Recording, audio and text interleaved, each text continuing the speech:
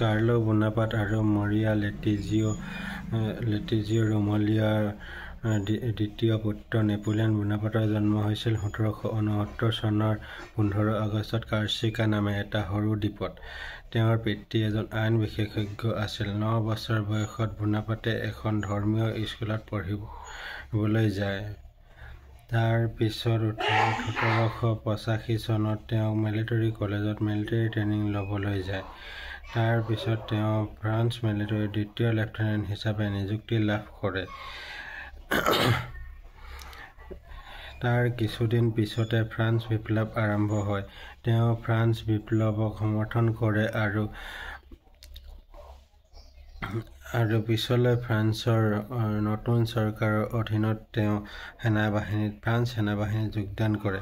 যেতিয়া ফ্ৰান্সত ফৰাচী বিপ্লৱ শেষ হ'ল, তেতিয়া ইউৰোপৰ আন দেশসমূহে ফ্ৰান্সক আক্ৰমণ কৰিলে। ইয়াৰ পিছত নেপোলিয়নে যুদ্ধত ভাগ লৈ ফ্ৰান্সলৈ শান্তি ঘূৰাই আনিলে। 1794 চনত ফ্ৰান্স চৰকাৰে নেপোলিয়ন বোনাপাৰ্টক টুলনৰ যুদ্ধলৈ পঠিয়ালে। সেই সময়ত তেওঁ ফ্ৰান্স সেনাবাহিনীৰ কেপ্টেইন আছিল। এই যুদ্ধত নেপোলিয়নে বহুত সাহসিকতা আৰু বুদ্ধিমত্তাৰে জয়লাভ কৰিলে। ইয়াৰ পাছত গোটেই ফ্ৰান্সত নেপোলিয়ন বোনাপাৰ্টৰ নাম জনাজাত হৈ পৰিল। ইয়াৰ এবছৰৰ পিছতে 1795 চনত নেপোলিয়নক পাৰ্চিয়াৰ যুদ্ধলৈ পঠিওৱা হ'ল। ইয়াৰ পিছত তেওঁ গোটেই ইউৰোপত জনাজাত হৈ পৰিল। 1792 চনৰ পৰা 1798 চনলৈ ফ্ৰান্স, অষ্ট্ৰিয়া, ইটালীৰ মাজত হোৱা কোৱালিয়ৰ প্ৰথম যুদ্ধত নেপোলিয়নে নেতৃত্ব দিছিল। এই যুদ্ধত ইটালীক ফ্ৰান্সে পৰাজিত কৰিলে। এই যুদ্ধৰ পিছত যেতিয়া নেপোলিয়ন ফ্ৰান্সলৈ ঘূৰি আহিলে, তেওঁক ফ্ৰান্সত সুন্দৰকৈ সম্ভাষণ জনালে। তেওঁ ফ্ৰান্সৰ বীৰ হৈ পৰিল। ফ্ৰান্সৰ জনসাধাৰণে নেপোলিয়নৰ হাতত ফ্ৰান্সৰ জনসাধাৰণক সুৰক্ষিত বুলি ভাবিবলৈ ধৰিলে। এই যুদ্ধৰ সময়তে 1796 চনত নেপোলিয়নে জোচেফিনক বিয়া কৰালে। প্ৰথম কোৱালিচনৰ যুদ্ধ জয় কৰাৰ পিছত ফ্ৰান্সৰ সেনাবাহিনীৰ নেতৃত্ব নেপোলিয়নৰ হাতত অৰ্পণ কৰিলে। নেপোলিয়নৰ সপোন আছিল যে তেওঁ গোটেই ইউৰোপ জয় কৰিব আৰু ফ্ৰান্সক ইউৰোপৰ ভিতৰত এখন শক্তিশালী দেশ হিচাপে স্বীকৃতি দিব। 1799 চনত নেপোলিয়ন বোনাপাৰ্ট ফ্ৰান্সৰ মূল শাসক হৈ পৰিল।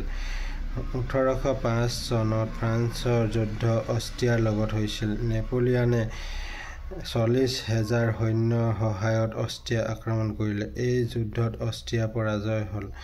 1805 চনত ট্ৰেফলগাৰ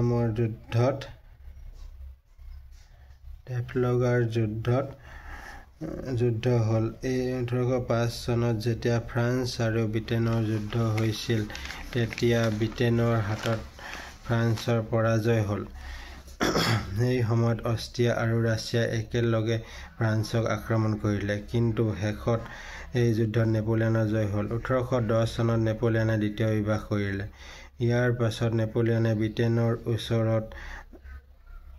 ব্ৰিটেইনৰ ওপৰত আক্ৰমণ কৰিলে। এই যুদ্ধক গ্ৰেণ্ড পৰ্টৰ যুদ্ধ বুলি কোৱা হয়। এই যুদ্ধত প্ৰথমে ফ্ৰান্সৰ জয় হৈছিল যদিও পিছত ব্ৰিটেইনৰ জয় হ'ল। ইয়াৰ পিছতে নেপোলিয়নে অনুভৱ কৰিলে যে তেওঁ ব্ৰিটেইনক হৰুৱাব নোৱাৰে।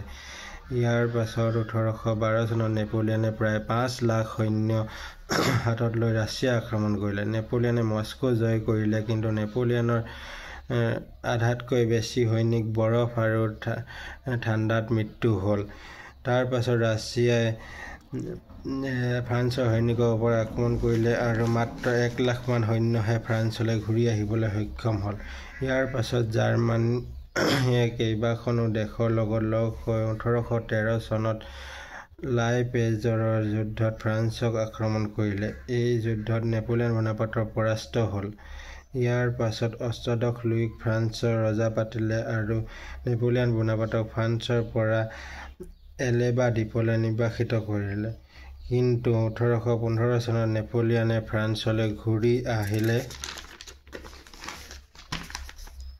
তাৰ পিছত ফ্ৰান্সত তেওঁ সমৰ্থকসকলক লৈ অষ্টদশ লুই কটৰাত তেওঁ ফ্ৰান্সৰ শাসক হৈ পৰিল। নেপোলিয়নে 1815 চনত জুন মাহত বেলজিয়াম আক্ৰমণ কৰিলে আৰু বেলজিয়াম জয় কৰিলে। ইয়াৰ পাছত পুৰ্চিয়ান তেওঁ জয় কৰিলে। তাৰ পাছতে ৱাটাৰলু যুদ্ধত নেপোলিয়নৰ পৰাস্ত হ'ল। এই যুদ্ধখনেই নেপোলিয়নৰ শেষ যুদ্ধ। ইয়াৰ পাছত নেপোলিয়নে আটলাণ্টিক সাগৰত থকা ছেণ্ট হেলিনা দ্বীপলৈ তেওঁক নিৰ্বাসিত কৰোৱা হ'ল আৰু 15 মাৰ্চ 1821 চনত তেওঁৰ মৃত্যু হ'ল। এয়ে নেপোলিয়নৰ সৰু জীৱনী।